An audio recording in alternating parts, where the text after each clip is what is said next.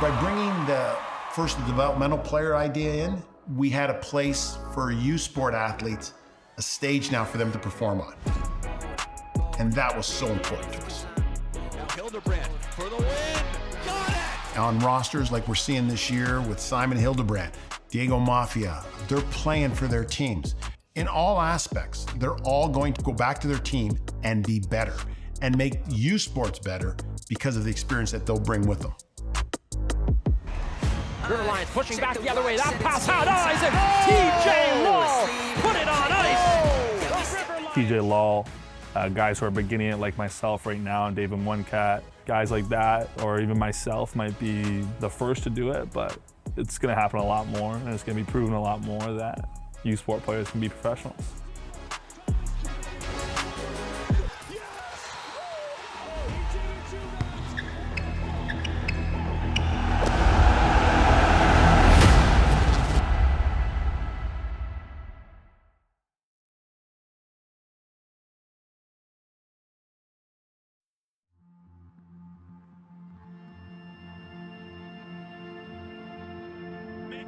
Gardens, USA against Canada.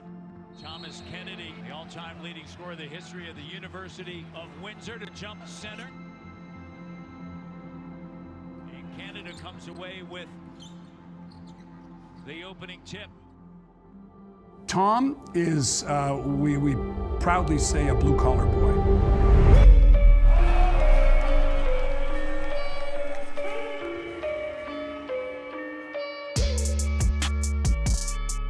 Tom, in his first year, he had a breakout year and had played for the Canadian under-19 team. Chantal Vallée, who was the women's coach, had been given the position of the Hamilton Honey Badgers, now the Brampton Honey Badgers. She knew what Tom could do and also knew that he would be a great USports player, because that's the other trump card or ace in the hole that CEBL has done, is their roster must include at least one active USports player. It had to be a product of Canadian talent. Coaching, front office, everything had to have some form of Canada in it. By bringing the first developmental player idea in, we had a place for USports athletes, a stage now for them to perform on. So all of a sudden, teams started realizing the benefit of it. Now we have a draft.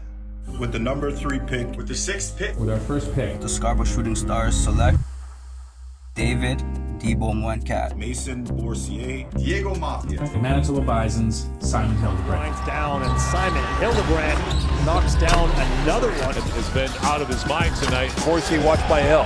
Here's a three, the tie. He's got it. For 3. Gets his own rebound, goes back up, and Mooncat put it on a poster and pin it to the wall. And now all of a sudden that USports athlete that nobody heard of in the summer or saw in the summer is now at a whole different level because of the marketing of the CEBL. And Aidan Warnholtz and Thomas Kennedy's case on the Global Jam team, they were USports trained. They were the MVPs of their team. One was the MVP of the Nationals, one is the MVP of the league. They carry this swag with them, and they know how to carry, they've been in big games. So they brought an experience that other players didn't have. And so to be able to have a CBL too, and to have the men to be able to stay home and not have to go overseas, because that's its own beast. But play in front of your friends and family is something amazing, and I hope one day we have it for the women too. We feel like we've helped Canada basketball get better. As we go on every year, I think the partnership with TSN, the partnership with Canada basketball, I think it's going to be bigger and better.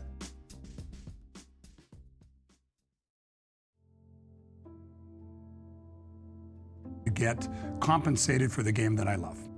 That was my dream, and it was an opportunity that I wanted to avail myself of.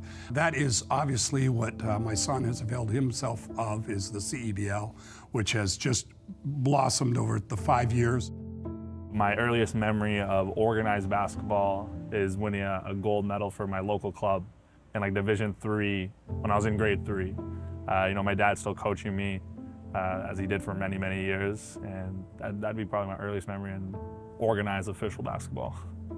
A lot of father-son coaching partners will bring it home, and there's no separation between coach and dad.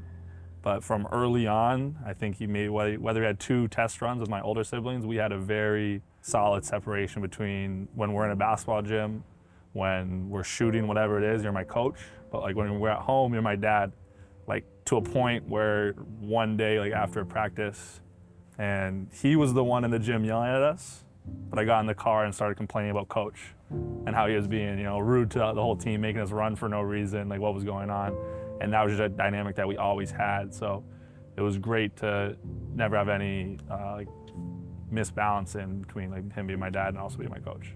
And the reason why us as kids, me and my siblings and my mom, we all went to Lancer games is because obviously he wore the blue and gold, and that's where he really made his name for himself as a basketball player, now being in the Hall of Fame at the University of Windsor. The reason why I wear 54 is because what the 54 was in the blue and gold. And he says, so this isn't me, there is not one single similarity in our game other than we wear the same number. So other than that, he was a monster in the post though. With Scarborough here, we've always been in a must-win situation.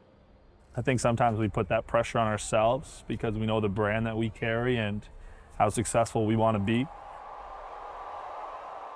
So that was certainly one of them when we faced Ottawa.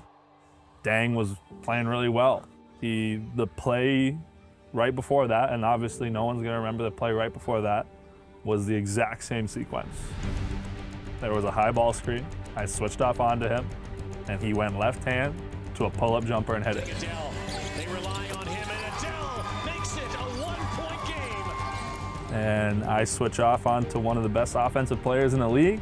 And now in my mindset, when you've got one of the best offensive players in the league against, a big man, that's in their minds a matchup, whether it's scout or just an instinct. I was like, I might have to go for a steal here or else he's gonna get to his spot and do what he wants to do. Obviously they're gonna go back to the jar if it keeps on working. So they went high ball screen. And he went to the same crossover. Kind of have to make a play when it's game point and get the ball in your team's hands.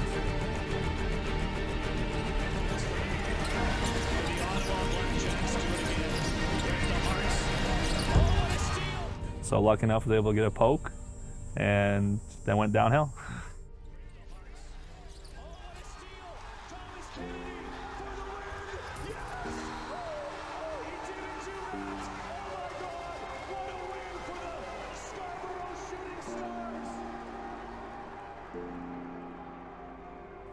So I was lucky enough to be drafted in that inaugural season.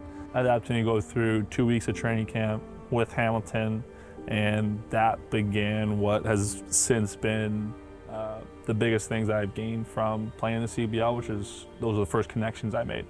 There is obviously still a little bit of a disbelief in the talent in USports, so I still knew that I wanted to play professional basketball after school.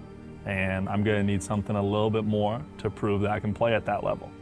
But having the CEBL be there for all 5 of my years was something that, like you're saying, just kind of made sense. Like, I need to get better at basketball, and I need to prove I can play at the professional level.